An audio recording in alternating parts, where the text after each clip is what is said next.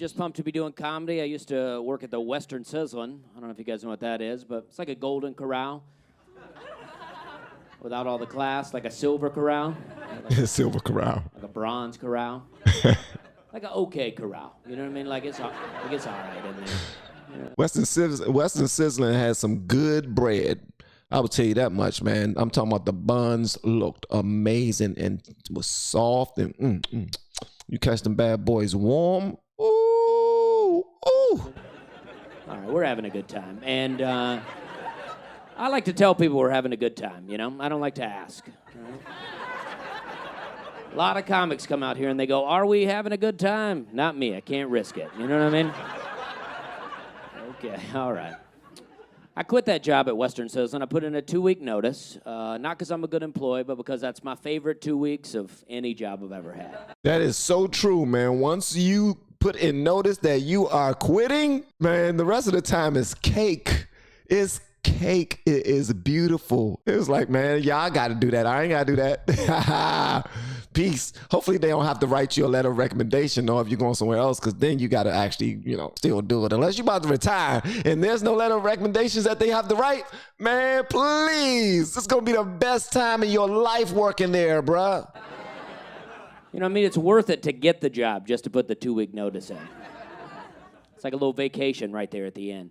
It's where I get to say my favorite phrase at work, which is, I don't care, I'm about to quit. A lot of power in those words, you know? Your boss is like, hey, you know you were late today. I'm like, hey, you know I'm about to quit, right? Yeah, I'll be a little bit late, you know what I mean? I'd like to know who invented the 2-week notice. You know, was it the employee or the employer, right? Imagine being the first, right? You're like, hey, I'm about to quit. Your boss is like, you gonna stick around for 2 weeks, right? Yeah. Like, well, you gonna pay me? And you know I'm quitting. Yeah, I'll stick around. Hell, I'll do a 6-month notice if you want. I thought you needed me to care about this, John. You know what I mean? All right, we're having a good time. And yes, this is the guy. I remember now. I did his trailer park. He did one called Tornadoes and Trailer Parks, and I did a reaction to that. Please make sure you go check out the reaction. You already know that he's gonna be funny, but I think I added a little bit of sauce to it, a little bit of adobo to it as well, a little bit of Salt Bay. I sprinkled a little bit of salt seasoning on it that made it a little bit more, you know, added a little bit of blackness to it. And I like waiting tables. People do weird things in restaurants, you know, like people like to pair up wines with food, you know, and that's cool, but sometimes they do it in weird situations. Like I had this guy go, what kind of wine do you recommend with the fried catfish? I was like, I don't know, Budweiser? Sometimes people come in, they got a real attitude. You know, they come in, they're in a hurry. They're like, can we be in and out of here in 30 minutes? I'm like, hell, you can leave right now. You know what I mean? Don't let me hold you up. Well, I'm about to quit anyway. You know what I mean? I'm about to quit anyway. I'm 3 months into a 6-month notice here. I am. My attitude is slipping. I'll be honest with you. Hey, my man Chris said never be on time for your first day at work. That lowers their expectations. I used to work at a seafood restaurant in Charleston, South Carolina. A seafood restaurant called Hymans, which is, that's true, which is located on the same block as a restaurant called Sticky Fingers. Just telling you where it's at. And not everyone knows what a hymen is, and that's okay. I didn't know what it was for a long time, but if you don't know, just go home tonight, look that up, enjoy that joke on your own time. You know what I mean? Just saying, it's a tight joke, and... He said it's a tight joke, and he's sitting there talking about, see, it's people that's there, and they're like, man, I can't wait to go home and Google, but I'm not going to say that I don't know what it is right now, but, you know what I mean? Then they're going to go home and research it and realize what he's talking about. Like, oh my God, I can't believe you. Why I never... What the hell does that mean, man? Who came up with that saying? Why I never? Who says that? Like, I want to be able to say that in a conversation when somebody says something that just offends me, something that I'm above, something that I'm better than. Why I never? I never. By George, I never. Okay, That was too far, and I am sorry about that. Thank you. Thank you. That's a good joke. That is a good joke. It's owned by a family with the last name Hyman, and I was working in there one day, and this lady said to me, she goes, "Oh, are you one of the Hymans?" I was like, "Yeah, because they named me Dusty Hyman." Dusty Hyman. I'm the oldest one, you know what I mean? No one will touch me. All right.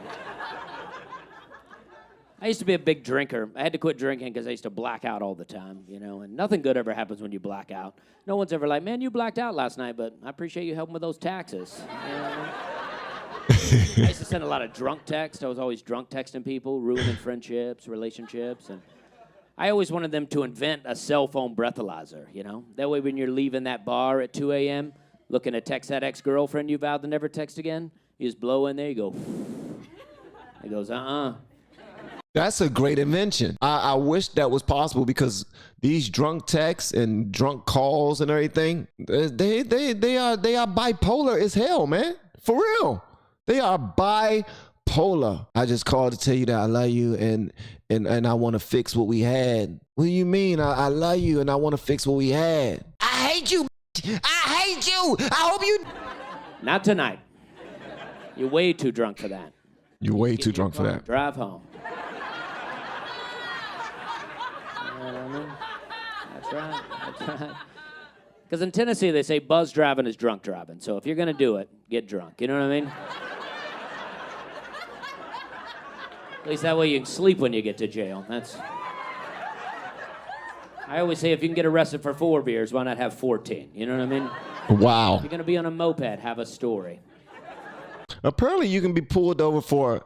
Is it true that you can be pulled over for smoking weed now? You can be arrested if a police pulls you over and he see that you were smoking weed, or he smell weed in the car, but they don't find any weed. Can they arrest you for that?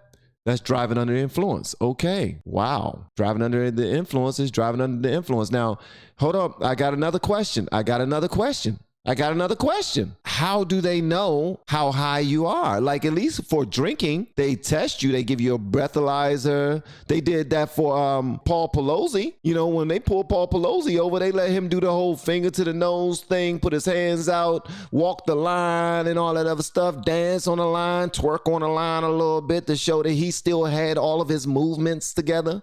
And if you don't blow a certain amount, then you don't have to go to jail. How come that can't be how come you can't there could be a couple of questions for the weed head so that he can, you know, answer those questions properly and show, look, I still got all my faculties. I'm good. I'm Gucci, man. What else can I answer for you, officer? So I can go ahead and get up out of here. Yeah, I'm high, but I'm not high. You know what I mean? I'm good. I'm not impaired.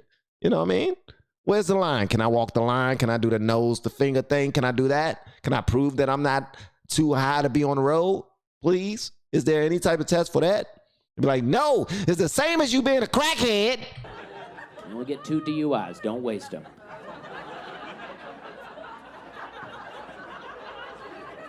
I used to drink and drive a lot. I'm not bragging about it. I mean, I was good at it, but I'm not bragging about it. Back when I was drinking, there was no Uber, no Lyft. Cabs weren't reliable. So if you wanted to drink, you had to just drive, you know? Sometimes we'd get a designated driver, but that didn't mean they weren't going to drink, right? they hold up a Twinkie and see how you respond. Got a Twinkie? Huh? What you think? We got some Doritos, a bag of Doritos. you go crazy. You has them? That just meant you had someone that was willing to risk it, right?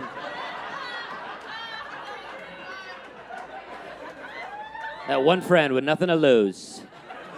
He's like, I don't even have a driver's license, you know? Okay. I did quit drinking, but not everything's good. My power went out the other day, so I've sobered up, but there's still some blackouts. And my wife got home, and it was storming real bad, and she called me, and she was like, the power's out. I was like, what? But it's that storm. Knocked out that power. Then I got home like 3 hours later. Storm's gone. Power's still out. I was like, dang, hell of a storm, right? Turns out, power went out because I didn't pay the bill. That'll do it. Storm, just a coincidence. Like the power company's playing games. They were like, wait till the lightning strikes. Cut the power. They won't know what hit them. And we didn't know what happened. We were walking around looking in people's windows. We live in an apartment complex. There was no lights on. We couldn't understand. But my wife was like, why don't you go ask one of the neighbors, see if their power's out.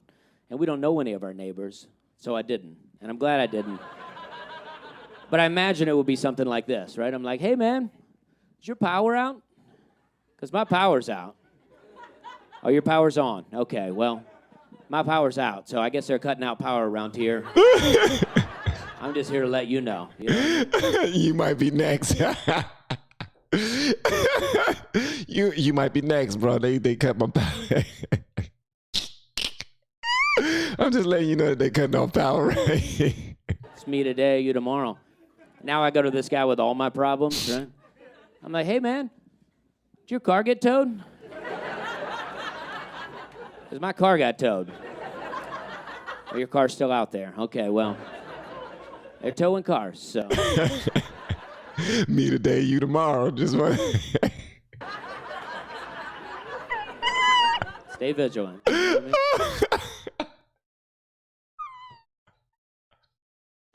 Hey, man, did your car get towed? No. Well, my car got towed, so. Me today, you tomorrow. Just letting you know that they towing cars out here. Like, hey, man, did your wife leave? My wife left. Oh, your wife's still there. Okay, well, they're leaving. So, better lock her up. Hey, man, you been crying a lot? Yeah, I've been crying a lot. Wife's gone. Car got towed. Power's out. Hell of a storm. Don't forget to go to LFRFamily.com. Ask me about the Bang Bang Tea. Get that Bang Bang Tea, y'all. It works. Trust me, it works. Okay, so you've tried the Bang Bang Tea before. What was your 100% honest opinion on it? Okay. So the Bang Bang Tea, I've never had any type of issue with my sex life. Like, we're young.